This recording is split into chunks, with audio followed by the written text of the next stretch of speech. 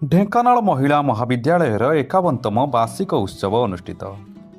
ଢେଙ୍କାନାଳ ମହାବିଦ୍ୟାଳୟ ଓ ସରକାରୀ ମହିଳା ଉଚ୍ଚ ପ୍ରାଥମିକ ବିଦ୍ୟାଳୟର 51ତମ ବାର୍ଷିକ ଉତ୍ସବ ଅତ୍ୟନ୍ତ ଆଗ୍ରହ ଓ ଉଦ୍ଯାପନା ସହ ପାଳିତ ହୋଇଯାଇଛି।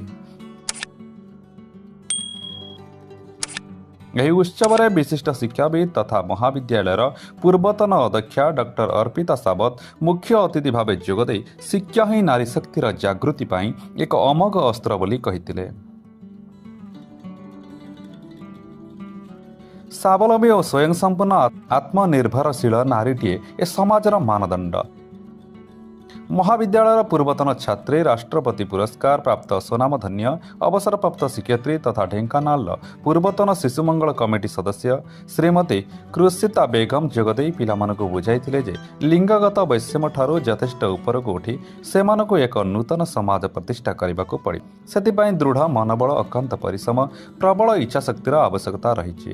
ମହାବିଦ୍ୟାଳୟର ଅଧ୍ୟକ୍ଷା ଡକ୍ଟର ଶକୁନ୍ତଳା ଜେନା ଛାତ୍ରୀମାନଙ୍କୁ ନିଜର ଏକ ନିର୍ଦ୍ଦିଷ୍ଟ ଲକ୍ଷ୍ୟ ସ୍ଥିର କରି ସେହି ଦିଗରେ ହିଁ ଅଗ୍ରସର ହେବାକୁ ଉପଦେଶ ଦେଇଥିଲେ। ଉନ୍ନତ ମାନର ଶିକ୍ଷା ହିଁ ଏକବିଂଶ ଶତାବ୍ଦୀର ଉତ୍ଥାନପାଦ ମନୁଷ୍ୟର ପ୍ରଥମ ଆବଶ୍ୟକତା ବୋଲି ମତ ପ୍ରକାଶ କରିଥିଲେ। ଗୋଟିଏ ମହାବିଦ୍ୟାଳୟର ତା'ର କୋଠାବାଡ଼ି ନୁହେଁ ବରଂ ଛାତ୍ରଛାତ୍ରୀମାନଙ୍କର ଗୁଣବତ୍ତାର ସୁନାମଧନ୍ୟ ହୋଇଥାଏ ବୋଲି ମତ ପୋଷଣ କରିଥିଲେ। ସୁସ୍ଥ ପରିବେଶ, ସୁସ୍ଥ ଚିନ୍ତାଧାରାରେ ପରିଚାୟକ ଏହା ତାଙ୍କର ମୁଖ୍ୟ ଅଭିବ୍ୟକ୍ତି ଥିଲା। ନିୟମିତତା ଏବଂ ସମୟାନୁବର୍ତ୍ତିତା ହିଁ ତାଙ୍କୁ ଲକ୍ଷ୍ୟସ୍ଥଳରେ ପହଞ୍ଚାଇ ପାରିବ ବୋଲି ଅଭିଭାଷଣ ପ୍ରଦାନ କରିଥିଲେ।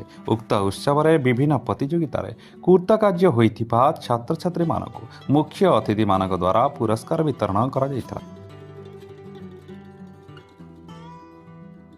ମହାବିଦ୍ୟାଳୟର ପ୍ରାଣୀ ବିଜ୍ଞାନୀ ଛାତ୍ରୀ ସୁଶ୍ରୀ ସୁନିତା ମିଶ୍ର ନିଜର ଅନୁଭୂତି ବିଷୟରେ ବକ୍ତବ୍ୟ ପ୍ରଦାନ କରିଥିଲେ। ପରିଶେଷରେ ମହାବିଦ୍ୟାଳୟର ବାର୍ଷିକ ଉତ୍ସବ କାର୍ଯ୍ୟକ୍ରମରେ ଏକ ଡକୁମେଣ୍ଟାରୀ ପରିବେଷଣ କରାଯାଇଥିଲା। ଯୁକ୍ତ 2 ବିଭାଗର ସ୍ମୃତିରେଖା ବେହେରା, ସ୍ମୃତିରେଖା ସାହୁ ମଞ୍ଚ ପରିଚାଳନା କରୁଥିବା ବେଳେ ଯୁକ୍ତ 3 ମଞ୍ଚ ପରିଚାଳନା କରୁଥିଲେ ସୌମ୍ୟରାଣୀ ବେହେରା ଓ ସ୍ୱାତି ସୁଲଗ୍ନା। ଓଡ଼ିଆ ବିଭାଗର ଅଧ୍ୟାପକା ଡକ୍ଟର ସରୋଜିନୀ ଦାସ ଅତିଥି ପରିଚୟ ପ୍ରଦାନ କରିଥିଲେ। ନାଟ୍ୟ ସଂସଦର ସଭାପତି ଲୀନା ଗନ୍ତାୟତ ସ୍ୱାଗତ ଭାଷଣ ଦେବା ସହ ଡକ୍ଟର ତୃପ୍ତିମୟୀ ସାହୁ ଧନ୍ୟବାଦ ଅର୍ପଣ କରିଥିଲେ। ମହାବିଦ୍ୟାଳୟର 15ଟି ବିଭାଗର ଶ୍ରେଷ୍ଠ କୃତି ଛାତ୍ରଛାତ୍ରୀମାନଙ୍କୁ ପୁରସ୍କୃତ କରାଯାଇଥିଲା।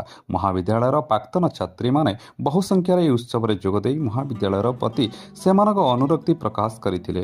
ଉକ୍ତ ଉତ୍ସବରେ ବିଭିନ୍ନ ପ୍ରତିଯୋଗିତା କୃତକାର୍ଯ୍ୟ ହୋଇଥିବା ପ୍ରତିଯୋଗୀମାନଙ୍କୁ ଅତିଥିମାନଙ୍କ ଦ୍ୱାରା ପୁରସ୍କୃତ କରାଯାଇଥିଲା। ଢେଙ୍କାନାଳରୁ ଶୁଭମ ପାଣିଙ୍କ ରିପୋର୍ଟ, RM ନ୍ୟୁଜ୍ 8।